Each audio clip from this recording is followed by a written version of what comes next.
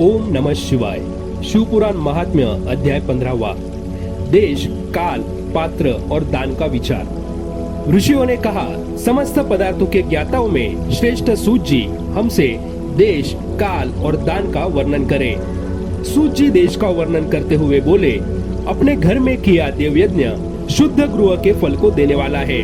गौशाला का स्थान घर में किए गए देव यज्ञ से 10 गुना, जबकि जलाशय का तट गौशाला से 10 गुना है।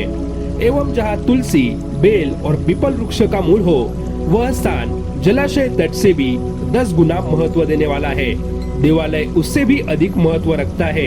देवालय से 10 गुना महत्व रखता है तीर्थ भूमि का तट। उससे भी श्रेष्ठ है नदी का किनारा तथा उसका 10 गुना उत्कृष्ट है तीर्थ नदी का तट। इससे भी अधिक महत्व रखने वाला है सप्त गंगा का तट, जिसमें गंगा, गोदावरी, कावेरी, ताम्रपर्णी, सिंधु, सरयू और रेवा नदियां आती है। इससे भी 10 गुना अधिक फल समुद्र का तट और उससे भी 10 गुना अधिक फल पर्वत चोटी पर पूजा करने से होता है। और सबसे अधिक महत्व का स्थान वह होता है जहाँ मन रम जाए। काल का वर्णन करते हुए सूत जी ने कहा, सतयुग में यज्ञ, दान आदि से संपूर्ण फलों की प्राप्ति होती है। त्रेता में तिहाई, द्वापर में आधा, कलयुग में इससे भी कम फल प्राप्त होता है। परंतु शुद्ध हृदय से किया गया पूजन फल देने वाला होता है। इससे 10 गुना फल सूर्य संक्रांति के दिन, उससे 10 गुना अधिक फल तुला और मेष की संक्रांति में तथा चंद्र ग्रहण में उससे भी 10 गुना फल मिलता है। सूर्य ग्रहण में उससे भी 10 गुना अधिक फल प्राप्त होता है। महापुरुषों के साथ में वह काल करोड़ों सूर्य ग्रहण के समान पावन है, ऐसा ज्ञानी पुरुष मानते हैं। पात्र वर्णन करते हुए सूत जी बोले, तपोनिष्ठ योगी और ज्ञान निष्ठ योगी पूजा के पात्र होते हैं, क्योंकि ये पापों के नाश के कारण होते हैं। जिस ब्राह्मण ने 24 लाख गायत्री का जाप कर लिया हो, वह भी पूजा का पात्र है।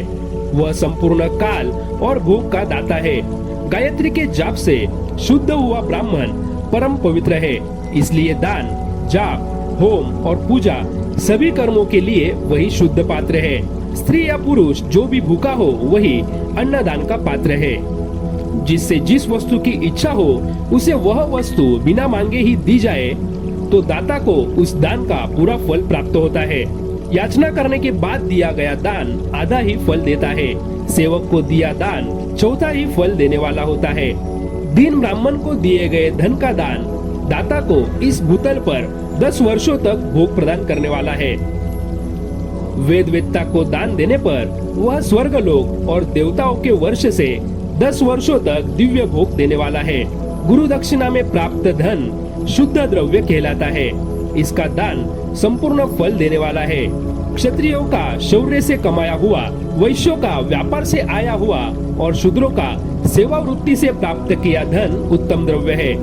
दान का वर्णन करते हुए सूत जी बोले, गो, भूमि, तिल, सुवर्ण, घी, वस्त्र, धान्य, गुड़, चांदी, नमक, कोहंडा और कन्या नामक 12 वस्तुओं का दान करना चाहिए। गोदान से सभी पापों का निवारण होता है और पुण्य कर्मों की पुष्टि होती है। भूमि का दान परलोक में आश्रय देने वाला होता है। तिल का दान बल देने वाला तथा मृत्यु का निवारक होता है। सुवर्ण का दान वीर्यदायक और घी का दान पुष्टिकारक होता है। वस्त्र का दान आयु की वृद्धि करता है। धान्य का दान करने से अन्न और धन की समृद्धि होती है। गुड़ का दान मधुर भोजन की प्राप्ति कराता है। चांदी के दान से वीर्य की वृद्धि होती है। लवण के दान से षड्रस भोजन की प्राप्ति होती है। कोहंडा या कुष्मांड के दान को पुष्टिदायक माना जाता है। कन्या का दान आजीवन भोग देने वाला होता है। जिन वस्तुओं से श्रवण आदि इंद्रियों की तृप्ति होती है, उसका सदा दान करे। वेद और शास्त्र को गुरु मुख से ग्रहण करके कर्मों का फल अवश्य मिलता है। इसे ही उच्च कोटि की आस्तिकता कहते हैं। भाई बंधु अथवा राजा के भय से जो आस्तिकता होती है, वह निम्न श्रेणी को होती है।